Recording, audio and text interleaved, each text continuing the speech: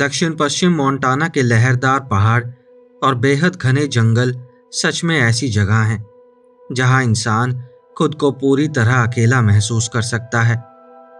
Alaska में अपने army के दिनों में जितना अकेलापन मैंने महसूस किया था, उसके बाद अगर कोई जगह आती है तो वो यही है।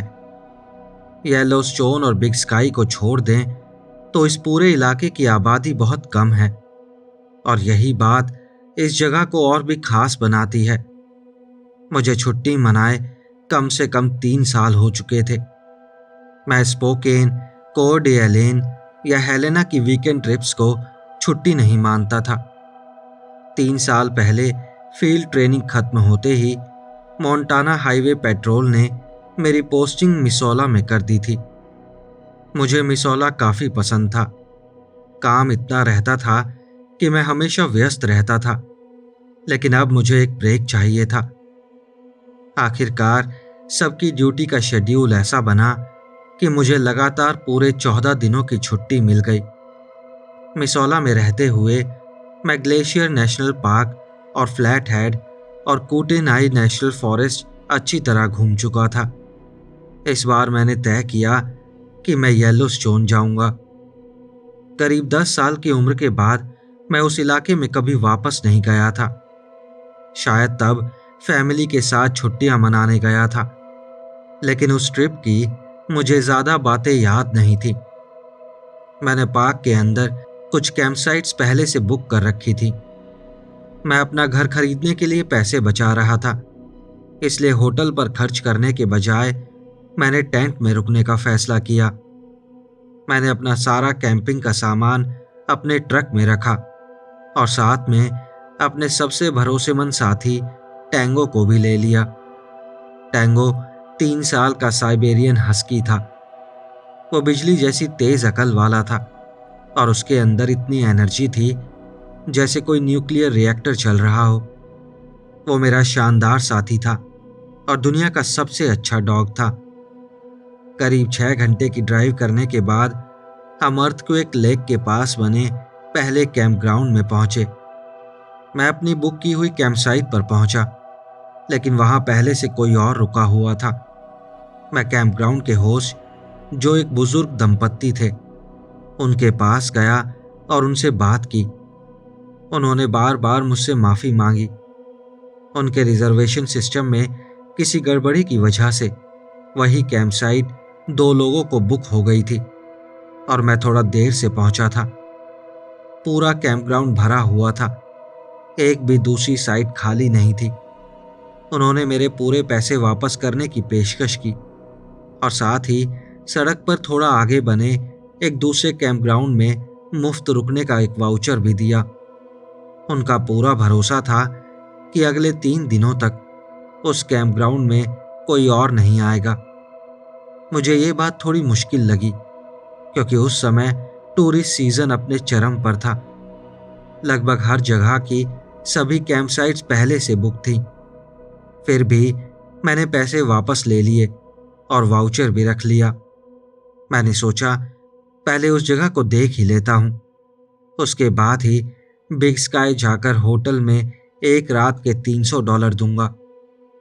उस जगह का नाम था हाउलिंग वुड्स कैंप ग्राउंड। वो पिछले कैंप ग्राउंड से करीब 10 मिनट की दूरी पर था। मेन हाईवे से काफ़ी दूर घने लॉजपॉल पाइन के जंगलों के बीच में बसा हुआ वो कैंप ग्राउंड देखने में बहुत खूबसूरत था। कैंप ग्राउंड के दक्षिणी किनारे पर एक छोटी नदी बहती थी और उसके दूसरी तरफ एक सीधी खड़ी पहाड़ी चट्टान थी। चारों तरफ का जंगल इतना घना था कि उसके आर पार देख पाना लगभग नामुमकिन था। इतने घने लॉजपॉल पेड़ मैंने अपनी जिंदगी में पहले कभी नहीं देखे थे। मैंने उस जगह का नाम भी पहले कभी नहीं सुना था।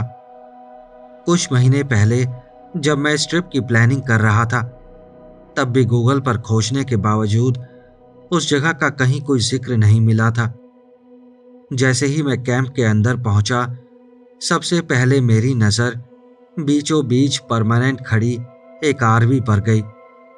उसके सामने एक बोर्ड लगा था जिस पर लिखा था welcome to Howling Woods, please knock, host always on duty.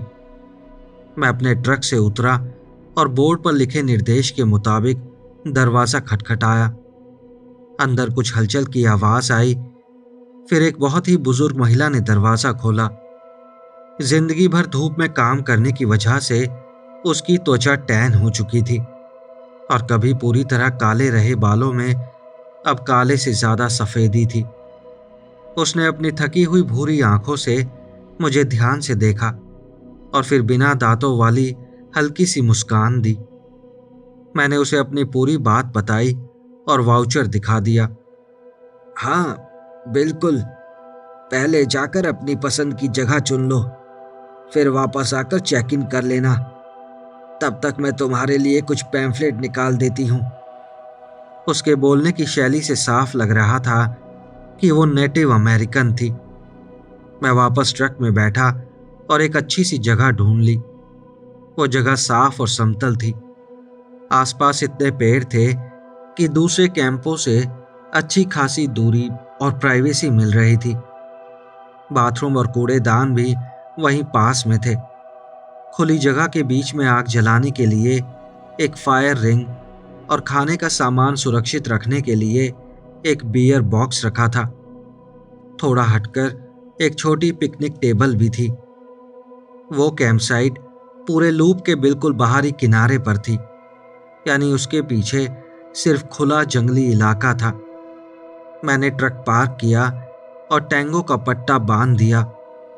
हम आराम से टहलते हुए वापस होस्ट की तरफ चल पड़े और रास्ते में मैं बाकी कैंपर्स को भी देखता जा रहा था।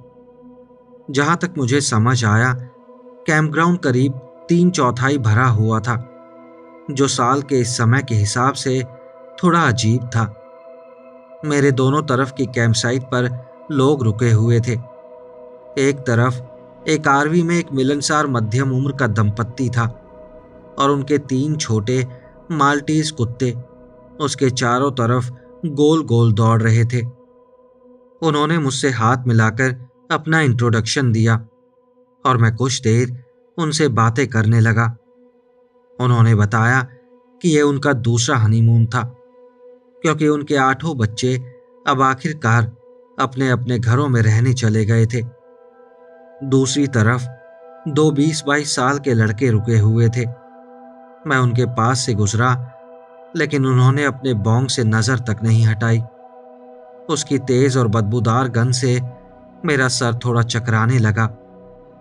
जब मैं वापस होस्ट के पास पहुंचा तो उसने मुझसे एक साधारण सा रजिस्ट्रेशन फॉर्म भरवाया, जिसमें मेरी साइट नंबर, नाम और गाड़ी का नंबर लिखवाया गया। फिर उसने मुझे स्थानीय ट्रैकिंग ट्रेल्स का एक छोटा सा पैम्फलेट दिया। भालुओं से सुरक्षा की एक जानकारी वाली पर्ची दी और एक छोटा सा हाथ से लिखा हुआ नोट दिया। जिज्ञासा से मैंने तुरंत वो नोट खोल लिया। उस पर बहुत साफ कर्सिव लिखावट में लिखा था, कैंप ग्राउंड के रूल्स। शाम ढलते ही सभी आग पूरी तरह बुझा दें। अंधेरा होने के बाद अपने टेंट या कैंपर से बाहर बिल्कुल ना निकलें। अगर किसी वजह से अंधेरे के बाद बाहर निकलना ही पड़े तो किसी भी तरह की रोशनी का इस्तेमाल ना करें। जल्दी और बिल्कुल चुपचाप चलें। अगर रात में चलते वक्त आपको अपने पीछे किसी की आवाज़ सुनाई दे तो भागिए मत, पीछे मुड़कर भी मत देखिए, बस उसे नज़रअंदाज कर दीजिए। अंधेरा होने के बाद कोई भी तेज़ आवाज़ मत कीजिए। अगर रात में आपके टेंट या कैंपर के बाहर किसी चीज़ के चलने की आवाज़ आए तो उसे देखने की कोशिश मत करना, अपने ठिकाने के अंदर ही रहना। अगर आपको हाउल, भौंकने, गुरगुराने या फुफकार जैसी आवाज़ें सुनाई दें तो चिंता मत कीजिए, ये यहाँ के स्थानीय जंगली जानवरों की आवाज़ें हैं। ज़रूरत पड़े तो होस्ट से मुफ्त में ईयर प्लग ले सकते हैं। रात में अपने किसी भी पालतू जानवर को बाहर मत छोड़िए। अपनी गाड़ी और कैंपर के सभी दरवाजे हमेशा लॉक रखें। अगर संभव हो तो अपने टेंट पर भी ताला लगाएं। ताले होस्ट से खरीदे जा सकते हैं। किसी भी वजह से तय किए गए रास्तों या ट्रेल्स को छोड़कर कहीं और मत जाइए। और इस कैंप ग्राउंड में आपने जो भी देखा या सुना हो, उसके बारे में कभी किसी से बात मत कीजिए। मैंने हल्की सी मुस्कान के साथ कहा, नियमों का ये सेट थोड़ा अजीब है। उसने धीरे से मेरी तरफ नजर उठाई। उसकी बूढ़ी भूरी आंखों में एक पल के लिए गुस्से की चमक दिखाई दी। उसके माथे की झुर्रियां और गहरी हो गई। इससे पहले कि मैं कुछ समझ पाता, उसने बिजली जैसी तेजी से अपना हाथ बढ़ाया और अपनी हड्डियों जैसी पतली उंगलियां मेरी कलाई पर कसकर जकड़ ली। उसने सिर्फ इतना कहा, इन नियमों का पालन करना यह बहुत जरूरी है। उसकी आंखों में ऐसी गंभीरता थी जैसी मैंने आज तक किसी इंसान के आंखों में नहीं देखी थी। फिर उसने मेरी कलाई छोड़ दी। मैंने कहा, ठीक है, मैं जरूर मानूंगा, लेकिन इस जगह का नाम हाउलिंग वुड्स क्यों है? मैंने इस जगह का नाम पहले कभी नहीं सुना। उसने बहुत शांत आवाज में कहा, इस जंगल के जंगली जानवर रात में बहुत शोर करते हैं। देखने सुनने लायक नजारा होता है, लेकिन उनसे किसी भी तरह का संपर्क मत करना, वरना या तो वो डर कर भाग जाएंगे या फिर उससे भी कुछ बुरा हो सकता है। मैंने उसकी मदद के लिए उसे धन्यवाद कहा, सारे कागज अपनी पिछली जेब में रखे और वापस अपनी कैंपसाइट की ओर चल पड़ा। कैंपसाइट पहुंचकर मैंने टेंट लगाया, खाने का सारा सामान बियर बॉक्स में रख दिया और एक छोटी सी आग जला ली। मैंने बडवाइजर की 2 बियर पी और खुली आग पर कुछ हॉट डॉग भून लिए। फिर एक किताब खोली, उसके कुछ चैप्टर पढ़े और साथ में 2-3 बियर और पी ली। पता ही नहीं चला कि शाम कब ढल गई। मैंने सारा सामान समेटा और मौसम देखने के लिए अपना फोन निकाला। फोन में बिल्कुल भी नेटवर्क नहीं था, लेकिन उस सुनसान इलाके में यह कोई हैरानी की बात भी नहीं थी। मैं बियर के खाली कैन पास वाले डंपस्टर में फेंक आया और फिर टॉयलेट यूज करके वापस आने लगा। जब मैं टेंट तक लौटा तब तक लगभग अंधेरा हो चुका था। मैंने टेंट तैयार करते हुए टैंगो को उसकी चैन से बांध दिया और अपनी इलेक्ट्रिक लालटेन जला दी। मैं अभी स्लीपिंग बैग बिछा ही रहा था कि टैंगो अचानक जोर से भौंकने लगा। ज्यादातर हस्कीज की तरह टैंगो का भी अपना अलग ही स्वभाव था। उसकी भी कुछ आदतें बिल्कुल इंसानों जैसी थी। वो अक्सर अजीब सी हस्की वाली आवाजें निकालकर मुझसे जैसे बातें करता था और कई बार जवाब भी देता था, लेकिन जब भी वो भौंकता था उसका मतलब सिर्फ एक ही होता था, वो डरा हुआ है। उसकी आवाज सुनकर मैं लगभग उछल पड़ा। मैंने तुरंत अपना बेयर स्प्रे और टॉर्च उठाई और टेंट के सामने वाला फ्लैप खोलकर बाहर निकल गया। टैंगो पिकनिक टेबल के नीचे दुबका हुआ था और उसका पूरा शरीर कांप रहा था। मैंने उसे पहले इस हालत में कभी नहीं देखा था। मैंने टॉर्च की रोशनी पूरे खुले हिस्से में घुमाई, लेकिन वहां कुछ भी नहीं था। रोशनी जहां खत्म हो रही थी उसके आगे सिर्फ घना अंधेरा था।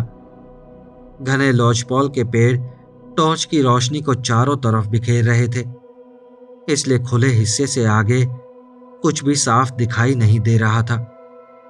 मैंने किसी तरह टैंगो को टेबल के नीचे से बाहर निकाला और उसे टेंट के अंदर ले गया।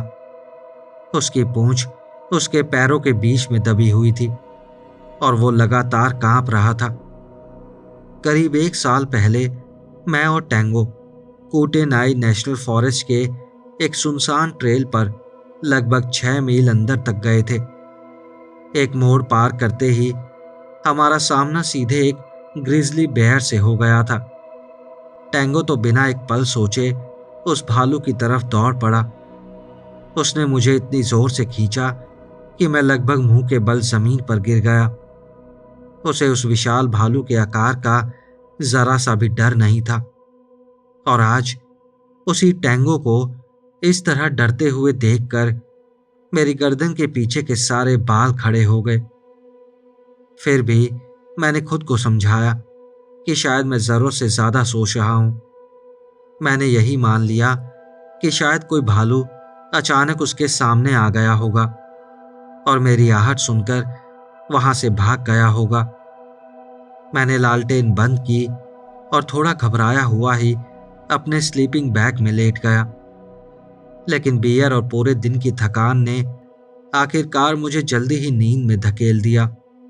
मुझे नहीं पता मैं कितनी देर से सो रहा था, लेकिन अचानक टैंगो फिर से भौंका और मैं झटके से उठकर बैठ गया। उसके शरीर का एक एक बाल खड़ा था और उसकी नजर टेंट के सामने वाले फ्लैप पर जमी हुई थी। गहरी नींद से पूरी तरह बाहर आने में मुझे 1-2 सेकंड लगे और तभी मुझे वो आवाज सुनाई दी। कोई धीरे धीरे टेंट की जिप खोल रहा था। घुप अंधेरे में मुझे बस जिप का धीरे धीरे नीचे सरकना दिखाई दे रहा था। मेरे दिमाग में एक साथ कई ख्याल दौड़ने लगे। बंदूक, बेर स्प्रे या टॉर्च। मैंने तुरंत अपना डफल बैग खींचा और उसमें से अपनी ग्लॉक 20 निकाल ली। जंगल में निकलते समय मैं उसे हमेशा अपने साथ रखता था, सिर्फ आखिरी विकल्प के तौर पर, अगर कभी किसी भालू से सामना हो जाए। मैंने बंदूक पर लगी लाइट जलाई और पूरी ताकत से चिल्लाया, तुम जो कर रहे हो वहीं रुक जाओ, वरना मैं गोली मार दूंगा। जिप उसी पल रुक गई। फ्लैप के दूसरी तरफ मुझे बस एक धुंधली सी परछाई दिखाई दी, जो किसी लंबे चौड़े इंसान की तरह झुककर बैठी हुई लग रही थी। इस बार टैंगो जोर से गुर्राने लगा, जैसे लड़ने के लिए तैयार हो, और अगले ही पल वो परछाई गायब हो गई। टेंट के पीछे घनी झाड़ियों की तरफ कोई बहुत बड़ी चीज तेजी से भागी। उसकी आवाज बहुत साफ सुनाई दी। मैं बंदूक हाथ में लेकर तुरंत बाहर निकला और टैंगो मेरे बिल्कुल पीछे था। मैंने टॉर्च की रोशनी पूरे खुले हिस्से में घुमाई, लेकिन फिर भी कुछ दिखाई नहीं दिया। टैंगो वहीं खड़ा था। उसकी नजर अंधेरे जंगल में एक खास हिस्से पर टिकी हुई थी। उसकी पीठ के सारे बाल अब भी खड़े थे और उसके गले से धीमी गुर्राहट निकल रही थी। ठंडी हवा और पहाड़ों की जमा देने वाली ठंड ने मुझे जल्दी ही वापस टेंट के अंदर जाने पर मजबूर कर दिया। मैंने बंदूक वापस अपने बैग में रख दी। मेरे हाथ अब भी कांप रहे थे। मैंने टैंगो की तरफ देखकर कहा, आखिर वो चीज थी क्या? वो बस अपनी नीली आंखों से मुझे देखता रहा, जैसे उसके पास भी कोई जवाब नहीं था। बाकी पूरी रात मैं स्लीपिंग बैग में ही पड़ा रहा। इस बार नींद मेरी आंखों से कोसों दूर थी। शरीर में दौड़ता एड्रेनलिन शांत होने का नाम नहीं ले रहा था। और फिर हालात और भी बदतर हो गए। पूरे जंगल में रूह कपा देने वाली हाउल की आवाजें आने लगी। वो आवाजें ना तो भेड़ियों जैसी थीं और ना ही कायोटे जैसी। पहाड़ों में बिताई अपनी पूरी जिंदगी में मैंने ऐसी आवाजें पहले कभी नहीं सुनी थी। वो सिलसिला घंटों तक चलता रहा और सोना नामुमकिन हो गया। शुरुआत में वो आवाजें बहुत दूर से आ रही थी, लेकिन धीरे धीरे ऐसा लगने लगा जैसे वो आवाजें अब कैंपग्राउंड के अंदर ही पहुंच गई हो। वो अलग अलग दिशाओं से सुनाई दे रही थी। कुछ आवाजें मेरे टेंट के बिल्कुल पास से और कुछ बहुत दूर से। एक आवाज तो ऐसी लगी जैसे मेरे टेंट के ठीक पीछे से आ रही हो, इतनी तेज कि कान फट जाए, इतनी तेज कि कान फट जाए। एक ऐसी हाउल जिसमें अजीब सा दर्द था, जैसे किसी भटकती आत्मा की चीख हो। मैंने अपनी पिस्तौल कसकर पकड़ ली और इंतजार करने लगा कि अब आगे क्या होने वाला है। लेकिन फिर सब कुछ एकदम से शांत हो गया। कुछ देर बाद टेंट की दीवारों से सुबह की हल्की रोशनी अंदर आने लगी। मैंने टैंगो को जगाया और मजाक में कहा, अगर मैं जाग गया हूं तो तुम्हें भी उठना पड़ेगा। मैंने गर्म कपड़े पहने और टेंट से बाहर निकल आया। बाहर निकलते ही मैंने देखा कैंपग्राउंड की वही बुजुर्ग होस्ट मेरी पिकनिक टेबल पर बैठी थी। मैं घबराकर पीछे उछला और आदतन अपनी कमर की तरफ हाथ ले गया जहां मेरी बंदूक होनी चाहिए थी। उसने बहुत शांत आवाज में कहा, तुमने नियम तोड़े हैं। मैंने हैरानी से पूछा, क्या? उसने एक एक बात गिनानी शुरू की। अंधेरा होने के बाद तुम्हारा कुत्ता बाहर था, तुमने लालटेन जलाई, तुम खुद भी टेंट से बाहर निकले और तुमने अपने टेंट पर ताला भी नहीं लगाया। मैंने कहा, हाँ तो? उसने मेरी आंखों में देखते हुए कहा, उन नियमों के पीछे वजह है। वो तुम्हें ऐसी चीजों का ध्यान अपनी तरफ खींचने से बचाने के लिए बनाए गए हैं जिनका ध्यान तुम कभी नहीं चाहोगे। किस चीज का ध्यान? जंगल के जीवों का। कल रात किसी ने मेरा टेंट खोलने की कोशिश की थी। कोई जानवर ऐसा नहीं कर सकता। उसने जैसे मेरी बात सुनी ही नहीं। उसने बस शांत स्वर में पूछा, क्या तुम एक ताला खरीदना चाहोगे? मैंने गहरी सांस छोड़ी और कहा, हाँ ठीक है। उसने अपने पर्स में हाथ डाला, एक ताला निकालकर मेरी तरफ उछाल दिया और बोली, $5। मैं टेंट में अपना पर्स ढूंढने लगा। मिलते ही मैंने $5 का नोट निकालकर उसे दे दिया। जाने से पहले उसने एक बार फिर से मेरी तरफ देखा और कहा, नियमों का पालन करना, चाहे कुछ भी हो जाए। फिर वो मुड़ी और धीरे धीरे वहां से चली गई। मैं कुछ देर वहीं खड़ा रहा। पिछले 8 घंटों में जो कुछ हुआ था उसी के बारे में सोचने लगा। तभी टैंगो अपने खाने के कटोरे के पास खड़ा होकर हल्की सी आवाज करने लगा और मेरा ध्यान फिर से हकीकत में लौट आया। मैंने अपना तवा निकाला और अंडे और बेकन बनाना शुरू कर दिया। टैंगो ने पहले अपने डॉग फूड की तरफ देखा, फिर बड़ी मासूम आंखों से मेरी तरफ देखा। आखिरकार मैं मान गया और अपने अंडों में से थोड़ा सा उसके कटोरे में डाल दिया। बगल वाली कैंपसाइट पर रुके हुए मैरिजुआना के शौकीन दोनों लड़के अपनी रात की हाउल वाली आवाज़ों की बातें कर रहे थे। उनमें से एक बोला, वो आवाज़ें तो बहुत डरावनी थी। मैंने मन ही मन उनकी बात से सहमति जताई। मैंने कैंप समेटा और हाइकिंग के कपड़े पहन लिए। फिर टैंगो और अपना डे पैक ट्रक में रखा और ट्रैकिंग के लिए कुछ रास्ते ढूंढने निकल पड़ा। करीब 15 मिनट की हाइकिंग करने के बाद मैं पूरी तरह थक चुका था। वापस आकर सीधे अपने कैंपिंग चेयर पर धम से बैठ गया। सूरज डूबने में अभी करीब 2 घंटे बाकी थे। पिछली रात की घटनाओं ने मुझे अंदर तक हिला दिया था, इसलिए मैंने तय कर लिया कि अब बाकी के पूरे समय मैं हर नियम का सख्ती से पालन करूंगा। एक बार मेरे मन में वहां से चले जाने का ख्याल भी आया, लेकिन वो कैंपग्राउंड सचमुच बहुत खूबसूरत था और सबसे बड़ी बात, वहां रुकना मुफ्त था। आसपास किसी होटल में सिर्फ 2 रातें रुकने के लिए कम से कम $600 देने पड़ते। मैंने सोचा, अगर मैं होस्ट की बात मानकर सारे नियमों का पालन करूंगा तो शायद सब ठीक रहेगा। सूरज डूबने से काफी पहले ही मैंने पूरा कैंप समेट लिया और टेंट भी पूरी तरह तैयार कर दिया। अंधेरा होते होते मैं और टैंगो दोनों आराम से अपने अपने बिस्तर पर लेट चुके थे। मैंने टेंट की दोनों जिप के छेदों में ताला लगा दिया और उसे लॉक कर दिया। मेरी ग्लॉक पिस्तौल और उसकी एक अतिरिक्त मैगजीन मेरे स्लीपिंग बैग के बिल्कुल बगल में रखी थी।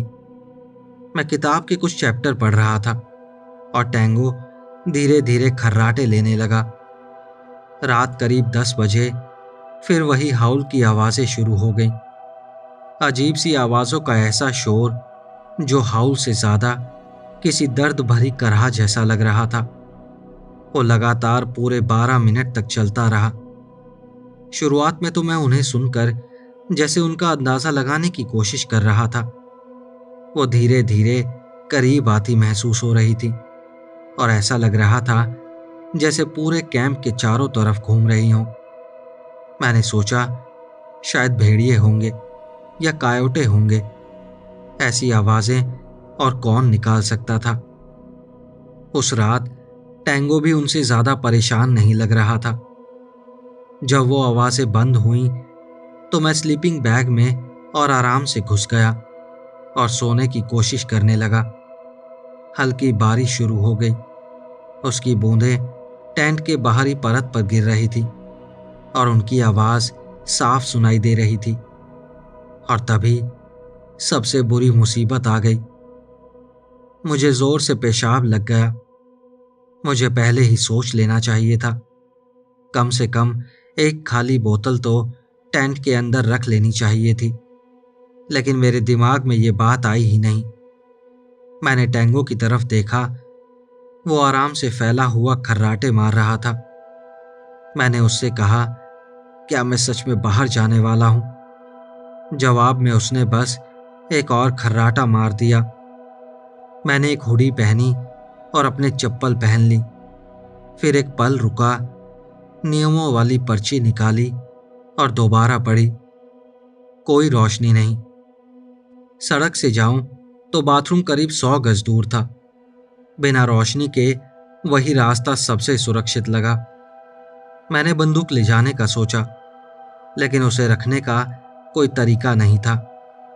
मेरे स्वेट पैंट का इलास्टिक उसका वजन नहीं संभाल पाता। आखिर में मैंने सिर्फ बेयर स्प्रे जेब में रख लिया। मैं चुपचाप टेंट से बाहर निकला और टैंगो की नींद तक नहीं खुली। मैंने ताला खोला, बाहर निकला, फिर बाहर से ही टेंट दोबारा बंद कर दिया ताकि मेरे दोस्त को कोई परेशान न करे। उसे अकेला छोड़ने का मन नहीं था, लेकिन नियम साफ कहते थे कि अंधेरे के बाद कोई भी पालतू जानवर बाहर नहीं रहेगा। मैं आराम से वॉल टॉयलेट तक पहुंचा और अपना काम निपटा लिया, लेकिन बाहर निकलते समय ओस से गीले दरवाजे का हैंडल मेरे हाथ से फिसल गया और दरवाज़ा जोरदार धमाके के साथ बंद हो गया। मैंने धीरे से बुदबुदाया, धत, मैंने एक और नियम तोड़ दिया। मैं वापस अपने टेंट की तरफ चल पड़ा। तभी मेरे बगल वाले जंगल में किसी चीज के चलने की आवाज आ रही थी। मैंने सोचा नजरअंदाज करो, और मैं चलता रहा। कुछ ही पल बाद वो आवाज बंद हो गई। कम से कम मुझे तो ऐसा ही लगा। कुछ कदम चलने के बाद मुझे अपने पीछे किसी के हल्के कदमों की आवाजें सुनाई देने लगी, लेकिन वो आवाज तभी आती जब मैं खुद कदम बढ़ाता। मेरा दिल जोर जोर से धड़कने लगा। मेरी गर्दन के पीछे के बाल खड़े हो गए। रीढ़ की हड्डी में ठंडक सी दौड़ गई। मैंने फिर से सोचा, नजरअंदाज करो। ऐसा लग रहा था जैसे वो भी जानबूझकर मेरे साथ ही कदम मिला रहा हो। वो पूरी कोशिश कर रहा था कि मुझे उसकी मौजूदगी का ठीक ठीक अंदाजा ना हो। मतलब साफ था, वो मेरा पीछा कर रहा था। मैंने फिर से सोचा, नजरअंदाज करो और नियमों का पालन करो। मेरा पूरा शरीर चीख चीख कर कह रहा था कि वहां से भागो, लेकिन मुझे पता था इन चप्पलों में भागना बेकार होगा। मैंने बेयर स्प्रे को और कस कर पकड़ लिया। उसके कदमों की आवाज अब और साफ सुनाई दे रही थी। वो धीरे धीरे मेरे और करीब आ रहा था। आखिरकार मैं अपने टेंट तक पहुंच गया। मैं घुटनों के बल बैठा और अंधेरे में लॉक खोलने लगा। मुझे साफ महसूस हो रहा था कि वो मेरे ठीक पीछे खड़ा था। मेरे हाथ बुरी तरह कांप रहे थे। लॉक का नंबर मिलाने में जैसे पूरी उम्र लग रही थी। और तभी उसने गहरी सांस छोड़ी। उसकी गर्म सांस मेरी गर्दन के पीछे साफ महसूस हुई। मैंने फिर वही सोचा, नजरअंदाज करो, और आखिरकार लॉक खुल गया। मैंने जिप बस इतनी खोली कि किसी तरह अंदर घुस सकूं, और तुरंत पीछे से बंद कर दी। मैं फौरन अपने बंदूक की तरफ झपटा और बिना लाइट जलाए उसे उसी दिशा में तान दिया जहां मुझे लगा वो खड़ा होगा। लेकिन चारों तरफ सिर्फ सन्नाटा था। मैंने एक हाथ से फिर से लॉक लगाया, जबकि दूसरी हाथ में बंदूक सामने तनी हुई थी। लॉक बंद हो गया और वही गहरा सन्नाटा छाया रहा। फिर मुझे हल्की सी आहट सुनाई दी, जैसे कोई वापस जा रहा था। वो टेंट से दूर झाड़ियों को चीरता हुआ जंगल की तरफ जा रहा था। घुप अंधेरे में मुझे पता ही नहीं चला कि टैंगो कब मेरे पास आ गया और उसने मेरा चेहरा चाट लिया। मैंने धीरे से कहा, गुड बॉय, अब वापस सो जाओ। वो चुपचाप अपनी जगह पर गया, 3 चक्कर लगाए और फिर दोबारा लेट गया। मेरे शरीर का कांपना बंद होने में कई मिनट लग गए और बंदूक नीचे रखने की हिम्मत जुटाने में उससे भी ज्यादा समय लगा। नींद बहुत मुश्किल से आ रही थी और जितनी जल्दी चाहिए थी उतनी तो बिल्कुल नहीं। तभी बगल वाले कैंपर का दरवाजा खुलने की आवाज आई। वही परिवार जिन्हें मैं शायद मॉर्मॉन समझ रहा था। आवाज से लग रहा था वो अपने कुत्तों को बाहर छोड़ रहे थे, और ये बहुत बुरा आइडिया था। वो कुत्ते इधर उधर भौंकते और कू करते दौड़ने लगे। उनमें से कुछ मेरे कैंप तक भी आ गए। एक कुत्ता मेरे टेंट से कुछ ही गज दूर सूंघता हुआ घूम रहा था। उसकी तेज सांसों की आवाज साफ सुनाई दे रही थी। फिर उसकी सूंघने की आवाज भौंकने और गुर्राने में बदल गई, और अगले ही पल वो डर से चीखने और कराहने लगा। टैंगो बिजली की तरह उठ बैठा। उसकी नजर टेंट की उसी दीवार पर टिक गई जहां से वो आवाज आ रही थी। मैं तुरंत उसकी तरफ झपटा और उसका मुंह अपने हाथ से पकड़ लिया ताकि वो जरा भी आवाज ना करे। मैंने फुसफुसाकर कहा, श्श बॉय, बिल्कुल चुप रहो। मुझे फिर से आहट सुनाई दी। वो चीखता हुआ कुत्ता मेरे पूरे कैंप के चारों तरफ भाग रहा था, कभी एक तरफ से कभी दूसरी तरफ से। पहले उसकी आवाज दूर जाती और फिर वापस करीब आने लगती, और पूरे समय वो दर्द से चीखता जा रहा था। फिर अचानक किसी बहुत बड़ी चीज के तेजी से दौड़ने की आवाज आई, और उसी पल उस कुत्ते की चीखें हमेशा के लिए बंद हो गईं। तभी आरवी का दरवाजा खुला और ऐसा लगा कि बाकी दोनों कुत्ते भागते हुए सीढ़ियां चढ़कर अंदर चले गए। वो आदमी घबराकर चिल्लाया, लूसी, लूसी। दूसरी बहुत बड़ी गलती। अचानक टॉर्च की तेज रोशनी मेरे टेंट पर पड़ी। शायद वो अपने कुत्ते को ढूंढने के लिए टॉर्च लेकर बाहर निकल आया था। मुझे उसकी सीढ़ियों से उतरने की आवाज सुनाई दी। फिर वो झाड़ियों के बीच चलता हुआ आगे बढ़ने लगा। तीसरी गलती। तभी एक औरत की आवाज आई, अरे अंदर आ जाओ, लूसी ठीक होगी, शायद वो बस इधर उधर घूम रही है। वो उसकी पत्नी थी। उसने जवाब दिया, हाँ आता हूं। फिर वो वापस सीढ़ियों पर चढ़ा और आरवी का दरवाजा बंद हो गया। अब बाहर किसी भी चीज की हलचल सुनाई नहीं दे रही थी। मैंने जो कुछ अभी अभी सुना था उसे भूलने की कोशिश की और दोबारा सोने की कोशिश करने लगा। हैरानी की बात थी कि इस बार नींद उम्मीद से कहीं जल्दी आ गई और मैं गहरी नींद में डूब गया। ऐसा लगा जैसे सुबह उम्मीद से कहीं ज्यादा जल्दी हो गई। मैंने कपड़े पहने और टेंगो को लेकर बाहर निकला। वो पास की झाड़ियों में गया, अपना काम निपटाया और फिर आराम से वापस मेरी तरफ आ गया। तभी मेरी नजर उसके आगे वाले दाएं पंजे पर पड़ी। उस पर थोड़ा सा खून लगा हुआ था। मैंने प्यार से कहा, अरे यार, ये क्या हो गया? मैं घुटनों के बल बैठकर उसका पंजा देखने लगा, लेकिन कहीं कोई कट या घाव नहीं था। फिर मैंने देखा उसके पीछे वाले पंजों पर भी खून लगा हुआ था और तभी मुझे सब समझ आ गया। मैं तुरंत उठा और उस जगह पर पहुंचा जहां टेंगो अभी गया था। वो जगह मेरे टेंट से करीब 10 गज पीछे घनी झाड़ियों के बीच थी। जमीन पर हर तरफ खून फैला हुआ था, खून और सफेद रंग के बाल। आसपास के लॉजपॉल पेड़ों के तनों पर भी खून के छींटे पड़े हुए थे। मेरे मुंह से बस इतना निकला, ओ नो, लूसी। अभी सुबह ही थी। आर्मी में रहने वाला वो दंपत्ति अभी तक शायद सो ही रहा था। क्या मुझे उन्हें बता देना चाहिए?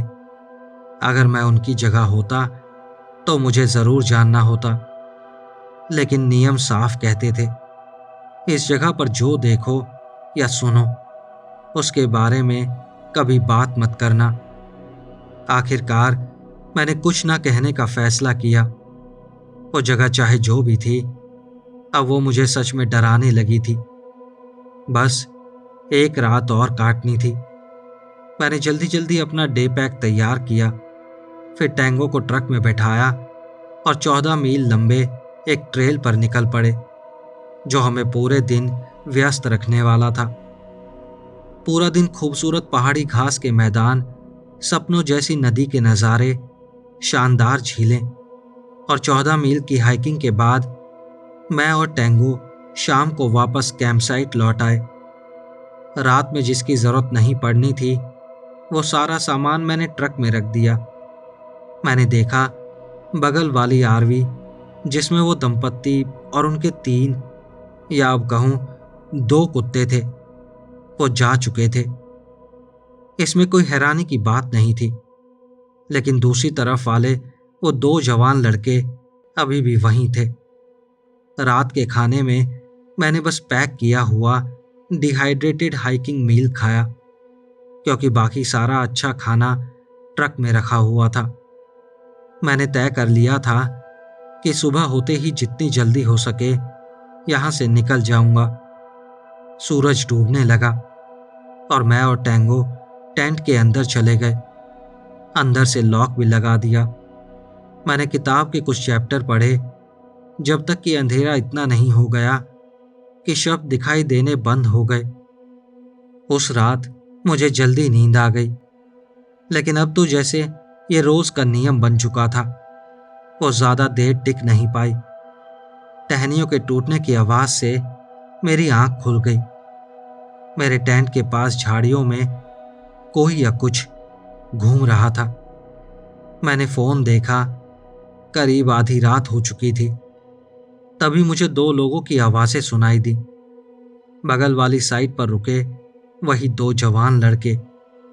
एक ने धीरे से पूछा, कुछ दिखाई दे रहा है?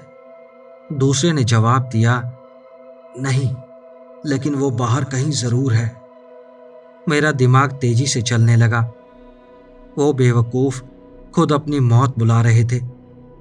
मैंने टेंट की बगल वाली छोटी खिड़की की जिप खोली और जाली के पार झांक कर देखने लगा। दोनों के हाथों में टॉर्च थी और वो झाड़ियों के बीच इधर उधर घूम रहे थे। उनके दूसरे हाथ में मोबाइल थे, जैसे वो किसी चीज की वीडियो रिकॉर्ड कर रहे हों। और तभी वो जंगल से बाहर निकला और सीधा उनकी टॉर्च की रोशनी में आ गया। वो इंसान था, जानवर था, या दोनों का कोई भयानक मेल था, मैं नहीं जानता, लेकिन वो इतना डरावना था कि शब्द कम पड़ जाएं। मैंने अपनी पूरी जिंदगी में ऐसा खालिस, अंदर तक उतर जाने वाला डर कभी महसूस नहीं किया था।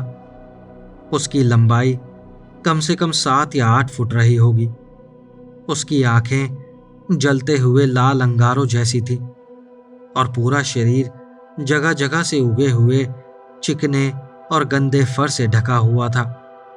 उसके लंबे नुकीले पंजे थे, आगे निकला हुआ थूथन, बड़े बड़े नुकीले दांत और उनके बीच से लार टपक रही थी। दोनों लड़के एक पल के लिए वहीं जम गए और फिर वो पूरी ताकत से भागे सीधे अपने टेंट की तरफ और उसके अंदर कूद गए। मैंने भी तुरंत अपनी बंदूक उठा ली। मुझे कुछ तो करना था, लेकिन जब तक मैं टेंट से बाहर निकलता वो उनके टेंट के अंदर घुस चुका था। वो उन पर पागलों की तरह टूट पड़ा। चारों तरफ खून और शरीर के टुकड़े उड़ रहे थे। सबसे अजीब बात यह थी कि इतनी भयानक हिंसा के बावजूद वहां लगभग सन्नाटा था, या शायद डर की वजह से मेरा दिमाग आवाजें सुनना ही बंद कर चुका था। मैं धीरे धीरे पीछे हटने लगा, पूरी कोशिश करते हुए कि जरा भी आवाज ना हो। मैं वापस अपने टेंट में घुसा और तुरंत लॉक लगा दिया। मैं और कर भी क्या सकता था? वो दोनों तब तक मर चुके थे। मैंने टैंगो को अपने पास खींच लिया और अपनी बंदूक को इतनी जोर से पकड़ रखा था कि मेरी उंगलियों का रंग सफेद पड़ गया। अब मुझे उसकी आवाज साफ सुनाई दे रही थी। वो चटकारे लेकर कुछ खा रहा था, बिल्कुल वैसे जैसे कोई 8 साल का बच्चा ऑलिव गार्डन में स्पैगेटी खाता है। मैंने सोचा, नियमों का पालन करो। उस रात मैंने जैसे तैसे आंखें बंद करने की कोशिश की। जब आखिरकार मेरी आंख खुली तब तक दिन निकल चुका था। लगभग दोपहर होने वाली थी। मैंने टेंट खोला तो देखा कि एक पुलिस की गाड़ी मेरे ट्रक के सामने खड़ी थी। एक डेप्यूटी शेरिफ हाथ में नोटबुक और पेन लिए किसी दूसरे कैंपर से बात कर रहा था। मैंने बगल वाली साइड की तरफ देखा। कुछ लोग एक बॉडी बैग एम्बुलेंस में रख रहे थे। फिर मेरी नज़र एक और डेप्यूटी पर पड़ी जो गंभीर चेहरे के साथ मेरी तरफ आ रहा था। मैंने तुरंत अपना बैज दिखाया और उसका चेहरा थोड़ा नरम पड़ गया। उसने पूछा, सुनो, कल रात तुम्हें कुछ सुनाई दिया था? मैंने सोचा, नियमों का पालन करो। मैंने कहा, नहीं। क्यों, क्या हुआ? उसने बॉडी बैग्स की तरफ इशारा किया। लगता है किसी भालू ने 2 कैंपर्स को मार डाला। तुम तो सिर्फ 50 फुट दूर थे और तुम्हें कुछ भी सुनाई नहीं दिया। मैंने जवाब दिया, नहीं, पूरे दिन हाइकिंग की थी, बहुत थक गया था, गहरी नींद में सो गया, मुझे माफ कर दीजिए। उसने लंबी सांस लेकर कहा, कोई बात नहीं। मैंने उसे अपना नाम और संपर्क की जानकारी दी और उसने मुझे जाने दिया। मैंने जितनी जल्दी हो सकता था अपना टेंट समेटा और किसी तरह पुलिस की गाड़ी के पास से अपना ट्रक निकाल लिया। बाहर निकलने से पहले मैं एक बार फिर होस्ट के आरवी के पास रुका। मैंने दरवाज़ा खटखटाया और उसने दरवाज़ा खोल दिया।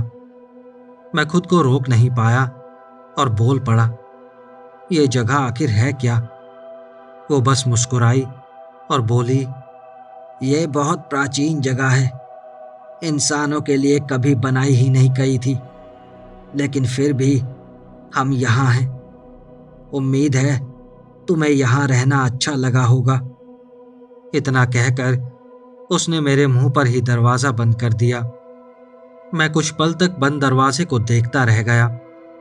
तभी खिड़की पर हुई हल्की सी टकटक ने मुझे चौंका दिया। उसने खिड़की के अंदर से बिना आवाज निकाले अपने होठ हिलाए, नियमों का पालन करना, और मैंने वही किया। मैं वहां से चला गया। मैं और टैंगो उन छुट्टियों से सही सलामत वापस लौट आए थे, लेकिन उसके बाद से पहाड़ मुझे कभी पहले जैसे नहीं लगे। ऐसा महसूस होना जैसे कोई मुझे देख रहा हो, जैसे कोई मेरा पीछा कर रहा हो, वो एहसास आज भी मेरे साथ है। कुछ समय बाद मैं सॉल्ट लेक सिटी जाकर बस गया। अब मैं कैंपिंग पर बहुत कम जाता हूँ। हालांकि मैं और टैंगो आज भी दिन भर की हाइकिंग करना बहुत पसंद करते हैं, और मैं आज तक हर बार जब भी कैंपिंग पर जाता हूँ उन नियमों का पालन करता हूँ, क्योंकि मुझे लगता है उस बुजुर्ग औरत का मतलब भी यही था, है ना? दोस्तों, अगर आपको ये कहानी अच्छी लगी हो तो इस वीडियो को लाइक, हाइप और शेयर करना मत भूलना। कमेंट्स में अपने फीडबैक और सजेशंस भी ज़रूर देना। और अगर अभी तक चैनल सब्सक्राइब नहीं किया है तो ऐसी कहानियाँ आपसे मिस ना हो, उससे पहले ही चैनल सब्सक्राइब कर लीजिए। अगर आप मुझे थोड़ा सा और सपोर्ट करना चाहते हैं तो आप एक बहुत छोटी सी अमाउंट से इस चैनल की मेंबरशिप भी ले सकते हैं। तो चलिए मिलते हैं अगली वीडियो में ऐसी ही और कहानियों के साथ। नमस्कार।